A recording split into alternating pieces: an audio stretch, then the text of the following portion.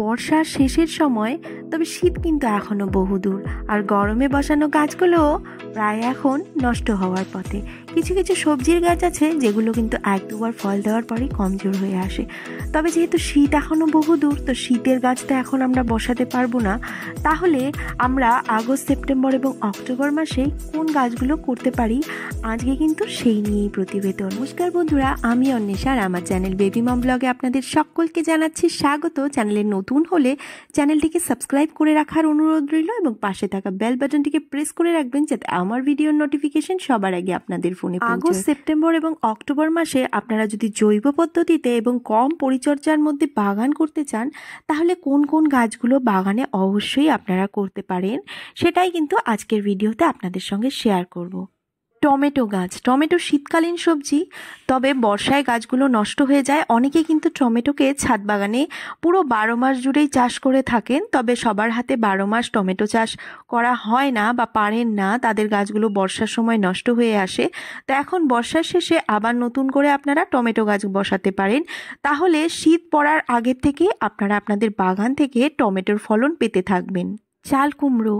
চাল কুমড়ো চাষটা গরমের সময় থেকে শুরু হয়। বর্ষার সময় চাল কুমড়োটা খুব ভালো ফলন পাওয়া যায়। তবে আপনারা যদি এখনও আপনাদের ছাদ বাগানে চাল কুমড়োকে চাষ না করে থাকেন, তাহলে এই সময়েও চাল কুমড়োকে বসাতে পারেন। খুব শীতে চাল কুমড়ো নষ্ট হয়ে যায়, তবে হালকা গরমে চাল কুমড়ো আপনারা পেতেই থাকবেন। লাউ চাষও আপনারা ছাদ বাগানে 12 মাস করতে পারেন, তবে লাউয়ের বীজের গঠন আলাদা থাকে। শীতকালীন লাউ একরকম হয় আর গ্রীষ্মকালীন লাউ আরেক রকম হয়। তো এই সময়টায় আপনারা গ্রীষ্মকালীন লাউও বসাতে পারেন। সেপ্টেম্বর মাস নাগাদ থেকে আপনারা কিন্তু শীতকালীন লাউও বসাতে পারেন। পুঁই শাক। পুঁই শাককে আপনারা আপনাদের ছাদ বাগানে 12 মাস চাষ করতে পারেন, আর এই শাক কিন্তু খুব কম যত্নে আপনাদের বাগানে বেড়ে ওঠে।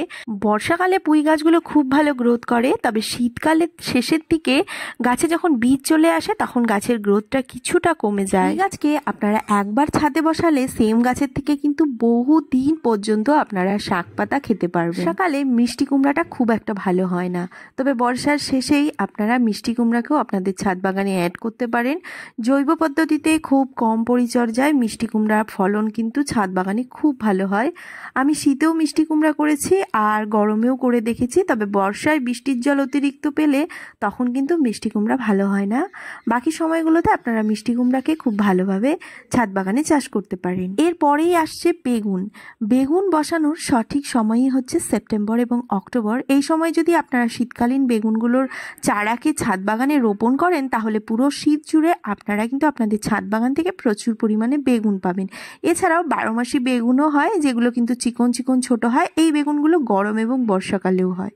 ঝিঙা বর্ষাকালীন সবজি হলেও এর চারা কিন্তু বসানো হয় গরমের সময়, কারণ এর বীজ জার্মিনেট হতে কিন্তু প্রচুর পরিমাণে তাপমাত্রার দরকার।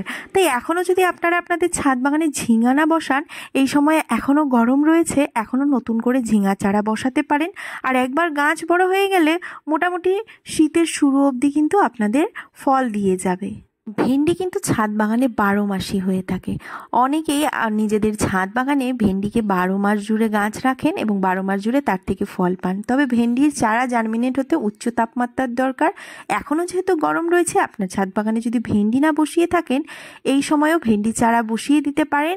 তাহলেও কিন্তু 12 মাস জুড়ে যত্ন করলে আপনারা ভেন্ডি পাবেন। শীতের সময় ভেন্ডির ফলটা একটু কম হয়, তবে গরম এবং বর্ষাকালে প্রচুর পরিমাণে ভেন্ডির ফলন পাওয়া যায়। এই সময় আপনারা ছাদ বাগানে করলা চাষও করতে পারেন। করলা 12 মাসই হয়, তবে এখনও যদি করলা আপনার বাগানে না বসিয়ে থাকেন, তাহলে এই সময় করলা গাছকে বসিয়ে দিন এবং পুরো শীত জুড়ে কিন্তু আপনার বাগানে করলায় ভর্তি থাকবে। শীতের সময় কিন্তু সহজে ডাঁটার বীজগুলো জার্মিনেট হয় না, তাই এখনও যেহেতু গরম রয়েছে, এখনও আপনারা আপনাদের ছাদ বাগানে ডাঁটা শাক এবং ডাঁটা দুটোকেই চাষ করতে পারেন। শিম এমন একটা ফসল যেটা কিন্তু ছাদ বাগানে খুব কম পরিচর্যায় প্রচুর পরিমাণে ফল দেয়। শিমকে অনেকেই কিন্তু অলরেডি বাগানে বসিয়ে ফেলেছেন, আর আপনার বাগানে এখনও যদি না বসিয়ে থাকেন, তাহলে এটাই কিন্তু সঠিক সময়। বর্ষাকালে শশা কিন্তু ভালো হয় না, যার জন্যে বাজারে এখন শশা কিনতে গেলে প্রায় 100 টাকা কিলো দাম পড়ে যায়। তবে এখন বর্ষা যেহেতু শেষ হয়ে আসছে, এই সময় কিন্তু শশার ফলন ভালো হবে। এখন যদি শশার গাছ আপনি আপনার বাগানে অ্যাড করেন, তাহলে পুরো শীত জুড়ে আপনার বাগান থেকে আপনি প্রচুর পরিমাণে শশা পাবেন। শুধু যদি শাক পাতা খেতে চান, তাহলে মূলাকে আপনারা 12 মাসই আপনাদের ছাদে রাখতে পারেন। তবে এই সময় কিন্তু মূলার আশা করা যায় না। তবে মূলার যদি আপনারা মূলাটাকেও খেতে চান তাহলে এখন মূলাকে বসিয়ে দিন, এবং অক্টোবর মাস এবং নভেম্বর মাসের শুরুর থেকে কিন্তু আপনারা আপনাদের বাগান থেকে মূলা তুলতে পারবেন। সেপ্টেম্বর অক্টোবর মাসে বাঁধাকপির চারা আপনারা অবশ্যই আপনাদের ছাদ বাগানে বসাতে পারেন, তাহলে শীতের শুরুতেই আপনারা ছাদ বাগানের জৈব চাষের বাঁধাকপি পেয়ে যাবেন। এবং ফুলকপিকেও আপনারা কিন্তু এই সময় বসাতে পারেন, কারণ মোটামুটি একটা ফুলকপি তৈরি হতে 3 থেকে 4 মাস লেগে যায়। এই সময় বসিয়ে দিলে শীতের শুরুতেই আপনারা আপনাদের বাগানে ফুলকপিগুলো পেয়ে যাবেন। ছাদ বাগানে মটরশুঁটির চাষ করতে চাইছেন তাহলে এটাই কিন্তু সঠিক সময়। সেপ্টেম্বর এবং অক্টোবর মাসের শুরুতেই আপনারা ছাদ বাগানে মটরশুঁটি লাগাতে পারেন, আর দেখবেন শীতের শুরুতেই সুন্দর মটরশুঁটির শাক তৈরি হয়ে যাবে এবং কয়েক মাসের মধ্যেই আপনাদের গাছে মটরশুঁটিও ধরবে। এগুলো ছাড়াও অনেক গাছ আছে যেগুলো কিন্তু আপনারা এই মাসগুলোতে বসাতে পারেন। আমি কয়েকটি গাছের নাম বললাম যেগুলো খুব কম পরিচর্যার মধ্যে আপনারা আপনাদের ছাদ বাগানে করতে পারেন। কিছু কোয়েরি যদি আপনাদের থাকে, অন্য কোনো গাছ সম্পর্কে যদি আপনারা জানতে চান, তাহলে অবশ্যই আমাকে কমেন্ট করুন, আমি যথারীতি অ্যান্সার দেওয়ার চেষ্টা করবো। তো আজকের ভিডিওটিকে এখানেই শেষ করছি। ভিডিওটি কেমন লাগলো তা কমেন্ট করে জানাতে ভুলবেন না। ভালো লাগলে লাইক করুন এবং পরিবারের একজনের সাথে শেয়ার করবেন। তো আপনাদের সঙ্গে আবারও দেখা হচ্ছে অন্য কোনো নতুন ভিডিওতে। ততক্ষণের জন্য ভালো থাকবেন, সুস্থ থাকবেন।